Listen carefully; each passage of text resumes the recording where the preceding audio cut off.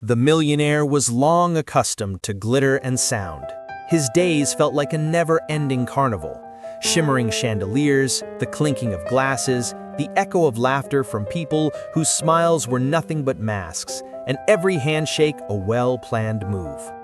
He mastered the art of being the center of attention, of spending without hesitation, of leaving an impression wherever he went. Yet the brighter the lights burned around him, the deeper the emptiness grew inside. One evening, when he returned earlier than usual, the city outside still roared with restless energy, but within himself he carried a strange exhaustion, as if he had been running endlessly and suddenly stood still. As he passed the kitchen, a faint glow caught his eye from a small room he rarely noticed. Curiosity pushed him to open the door, and he froze. There, at a modest table, sat the maid. Before her lay a tiny cake with a single candle, a plain glass, and a cheap postcard covered with painted flowers.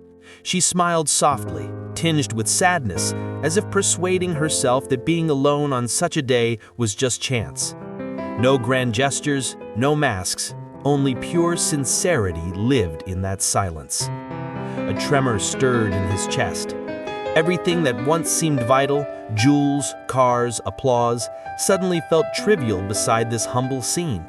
The warmth in that small room outweighed all the brilliance of the halls where he usually lingered. He stepped inside and stayed, for the first time in years, without playing a part. They broke the cake together, exchanged stories, and every moment felt strikingly real. She spoke of little details that a rich man's eyes often overlooked, and within those details, he suddenly discovered the pulse of life. From that night, their meetings unfolded naturally, as if he had finally found what his soul had been searching for. She took him to the park at dawn, where the grass still glistened with dew, and he marveled at how rarely he had noticed such beauty before. She baked bread, and its aroma filled the house with a comfort unknown in his grand apartments. She gave him words without polish, simple, honest, and within them he found more treasure than in the finest compliments of high society. The year passed quickly. His world shifted. Applause no longer mattered, and the city's glamour lost its hold. What he longed for was always near, within her presence. On her next birthday, he returned home early again, but this time his steps carried certainty. In his hands he held not only a cake, but also a small box. His heart pounded harder than ever before as he sank to one knee.